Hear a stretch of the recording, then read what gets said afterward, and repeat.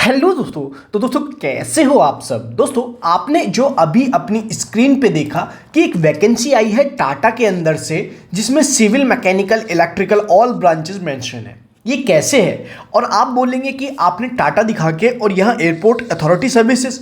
दोस्तों अगर मैं आपको बताऊं पूरा बाइफिकेशन करके बस इतना ही समझ लीजिए। इसका फॉर्मली नेम मतलब पहले इसका नाम था air India air transport service limited, मतलब एयर इंडिया के अंडर आती थी। और एयर इंडिया किसकी है? एयर इंडिया है टाटा की। तो इनडायरेक्टली इसको सब्सिडाइज कौन करती है, इसको वर्किंग कौन करती है? टाटा ग्रुप। तो टाटा ग्रुप के अंदर से रिक्रूटमेंट आई है। अब आपको पता है कि टाटा ग्रुप जो है इंडिया की बैकबोन है। वो गवर्नमेंट नहीं है लेकिन गवर्नमेंट से कम भी नहीं है। ऐसी अपॉर्चुनिटी बार बार नहीं आती है, अप्लाई कर दीजिएगा। अब मैं आपको बताऊं कि यहाँ एलिजिबल कौन कौन है। उससे पहले मैं आप सभी से एक चीज बोलना चाहूंगा, जिन्होंने अभी तक टेलीग्राम को ज्वाइन नहीं किया है या फिर इंस्टाग्राम पे मेरे को डायरेक्टली आपने मैसेज नहीं भेजा है। क्या मैसेज भेजना है? सबसे पहले तो इंस्टा पे अपना सीवी भेजना है। सीवी मतलब अपना बायोडाटा, अपना करिकुलम विटे आप मेरे को इंस्टा पे भेज दीजिए। इंस्टा पे कोई भी दिक्कत नहीं है, लेकिन ध्यान रखिएगा इंस्टा पे एक ही मैसेज जाता है। अगर आपने फॉलो नहीं मतलब अनफॉलो, मैंने फॉलो नहीं कर रखा है, मैंने रिप्लाई नहीं कर रखा, तो सिंगल टेक्स्ट आता है। सिंगल टेक्स्ट जो है सिर्फ सीवी भेजिएगा, हाय हुए मत लिखिएगा।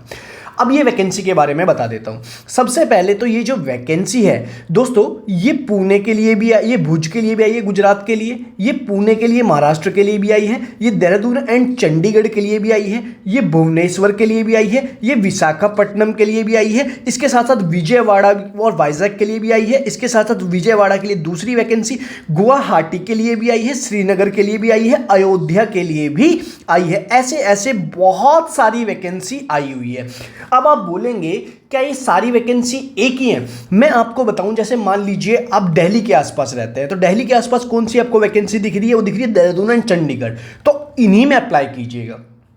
आप रहते हैं महाराष्ट्र में तो पुणे में अप्लाई कर दीजिएगा। आप रहते हैं गुजरात में सूरत में तो भुज वाली में अप्लाई कर दीजिएगा। भुवनेश्वर में उड़ीसा में कहीं रहते हैं तो भुवनेश्वर वाली में, ऐसे ही विशाखापट्टनम में, अगर आपकी ब्रांच उसमें एलिजिबल होती है तो। क्योंकि बहुत जगह बहुत ज़्यादा है। अगर मैं पर्टिकुलर हर एक एडवर्टीजमेंट रीड करके बताऊं तो मिनिमम 1 घंटे की वीडियो बनेगी, जिसके लिए ना तो आप इंटरेस्टेड होंगे और ना ही मैं बताने में इंटरेस्टेड होऊंगा। तो मैं आपको आपके काम की बात बताता हूं जिसमें एक वैकेंसी लेता हूं और वो उसमें क्या है कि सारी वैकेंसी कवर हो जाएंगी। तो देखिए इसमें आ गई पुणे वाली में सारी वैकेंसी आ रही है, जिसको जो पोस्ट हुई है 33 को, मतलब 30 ऑफ मार्च को पोस्ट हुई है। इसकी लास्ट डेट क्या रहने वाली है वो मैं पहले ही बता दूं कि इसकी लास्ट डेट रहने वाली है 15 से 17 तक। क्या कब से कब तक? 15 से 17। दोस्तों अब मैं नोटिफिकेशन ओपन कर लिया है पुणे वाली वैकेंसी का। ये पोस्ट कब, ये पोस्ट तो ये 30 को, लेकिन इसका डेट डाल रखी है 3। अभी मैंने जैसे आपको स्टार्टिंग में बताया एयरपोर्ट अथॉरिटी सर्विसेज।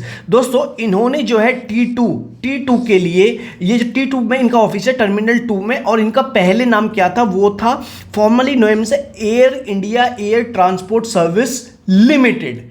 अब ये टाटा के अंडर आती है। दोस्तों मैं आपको एक और चीज़ बता दूं, इसके अंदर सारी वैकेंसी देखिए, यहाँ तो आपको पुणे वाली में लिमिटेड दिखेंगी, लेकिन जब आप अपनी और दिखेंगी, मैंने खाली इसका बेस लेने के लिए लाइक क्वालिफिकेशन क्या है, क्योंकि 1 घंटे की वीडियो बन जाएगी ना तो आपको अच्छी लगेगी ना मेरे को।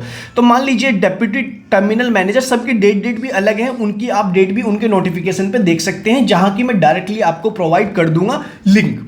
अब देखिए जैसे टर्मिनल ऑफिसर के लिए 2, ड्यूटी ऑफिसर के लिए 7, जूनियर ऑफिसर पैसेंजर के लिए 6, जूनियर ऑफिसर टेक्निकल के लिए 7, कस्टमर सर्विस एग्जीक्यूटिव के लिए 47, रैंप एग्जीक्यूटिव के लिए 12, यूटिलिटी के लिए 17, हैंडीमैन के लिए 119, हैंडी वुमेन के लिए 30। दोस्तों इनकी अगर पर्टिकुलर एरिया की डेट अलग अलग है, जैसे पूना के लिए ये डेट दी गई है 19 तारीख। अब आप और जगह का देखेंगे, विशाखापट्टनम के लिए 13 तारीख, ऐसे ही देहरादून के लिए 13। तो ऐसे सबके लिए अलग अलग वैकेंसी दे रखी है, तो आप उसी तरीके से अप्लाई कीजिएगा।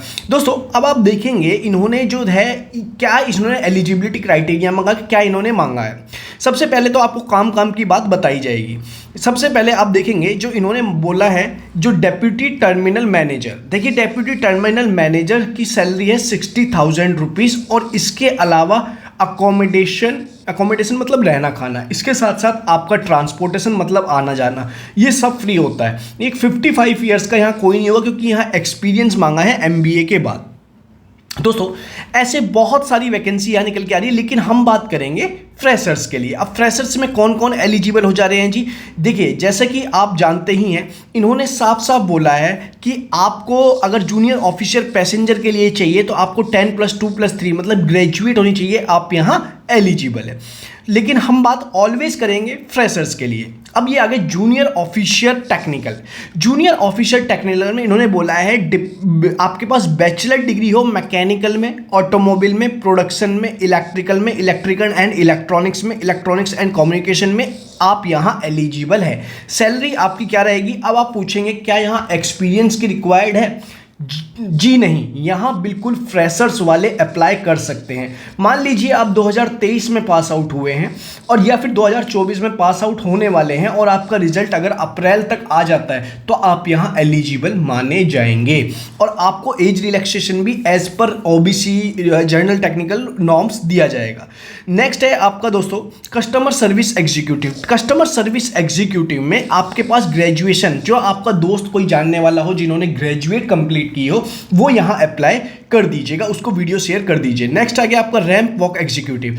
दोस्तों जैसे मैंने बीटेक के बारे में बता दिया, अब आप देखेंगे डिप्लोमा के बारे में क्या है। डिप्लोमा की जो रैंप सर्विस एग्जीक्यूटिव में जो आपकी सैलरी है 27,450 आपकी सैलरी रखी है और क्या मांगा है? Diploma mechanical, electrical, production, electronics, automobile वाले यहाँ अप्लाई कर सकते हैं। इसके साथ साथ ITI वाले भी यहाँ अप्लाई कर सकते हैं। अब आप बोलेंगे क्या डिप्लोमा वालों को ITI से कंपेयर करेंगे? मैं ऐसा नहीं बोल रहा है, ना तो मैं ये बोल रहा हूँ कि डिप्लोमा वालों को बीटेक से कंपेयर किया जाएगा। आपकी सैलरी उसी हिसाब से अप डाउन हो जाएगी, आपका एक्सपीरियंस का ग्राफ अब बढ़ जाएगा। और यहाँ रैंप सर्विस एग्जीक्यूटिव है, ITI वालों को जूनियर रैंप सर्विस एग्जीक्यूटिव की पोस्ट दी जाएगी, डिप्लोमा वालों को रैंप सर्विस एग्जीक्यूटिव की पोस्ट दी जाएगी। नेक्स्ट आ गया यूटिलिटी रैंप ड्राइवर। इसके लिए आपके पास 10th पास, जो भी आपका दोस्त आपका जानने वाला 10th पास हो उसको फॉरवर्ड कर दीजिएगा, 24 सैलरी रहने वाली है। इसके साथ साथ हैंडीमैन, इसके लिए भी 10th पास की रिक्वायर्ड दी गई है। इनके लिए क्या क्या आपसे एलिजिबिलिटी क्या क्या होगा, सिलेक्शन प्रोसीजर क्या होगा? दोस्तों ओनली इंटरव्यू होगा किसी की भी बिहाफ पे। देखिए अगर होगा तो maximum to maximum trade interview, जैसे ड्राइवर्स के लिए ड्राइवर टेस्ट करवा के देखा जाएगा। अब आप बोलेंगे क्या यहाँ डायरेक्टली वॉक इन है? जी हाँ, देखिए इन्होंने बोला है कि आपको 500 रुपये का एक DD बनवाना पड़ेगा, demand draft in favour of airport authority of India payable eight Mumbai, जो कि SBI की या किसी भी ब्रांच से आपको मिल जाएगा। DD के नाम पे ही आपको यहाँ होगा। इसके साथ साथ आपको कुछ डॉक्यूमेंट्स देने होंगे। अब मेरे से ये पूछेंगे बहुत सारे स्टूडेंट कि आपने लिखा है ऑल ब्रांचेस, यहाँ कैसे एलिजिबल है? देखिए मैंने पुणे के लिए वैकेंसी बताई, विशाखापट्टनम के लिए बताई, वाइजैक के लिए बताई, देहरादून के लिए बताई, इसके साथ साथ चंडीगढ़ के लिए बताई, अयोध्या के लिए बताई, श्रीनगर के लिए बताई।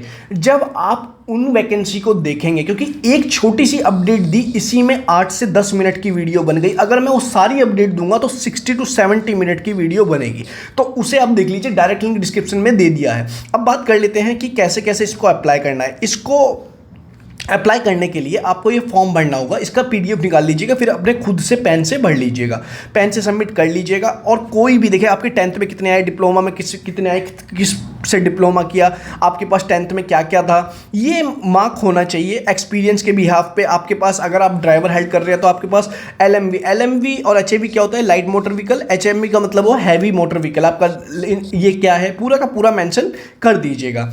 इसके बाद यहाँ साइन करके और आपका पर्सनल इंटरव्यू होगा। अगर जो स्टूडेंट यहाँ जाना चाहते हैं और एलिजिबल हैं और उन्हें इंटरव्यू में क्या क्वेश्चन पूछे जाएंगे, अगर वो जानना है तो आप कमेंट सेक्शन में बताइएगा। मैं इंटरव्यू के क्वेश्चंस आपको लाइव आके बता दूंगा, नहीं तो अपने टेलीग्राम चैनल पे पोस्ट कर दूंगा। 50 क्वेश्चन पोस्ट करूंगा, 50 में से आपका सिलेक्शन होने के चांसेस 100% हो सकते हैं, अगर आप थोड़ा सा भी समझे तो। ये थी आपके लिए बहुत ही इंफॉर्मेटिव वीडियो। अगर अच्छा लगे तो चैनल को सब्सक्राइब, वीडियो को लाइक और अपने दोस्तों तक शेयर जरूर करिए। मिलते हैं नेक्स्ट वीडियो में, तब तक के लिए जय हिंद।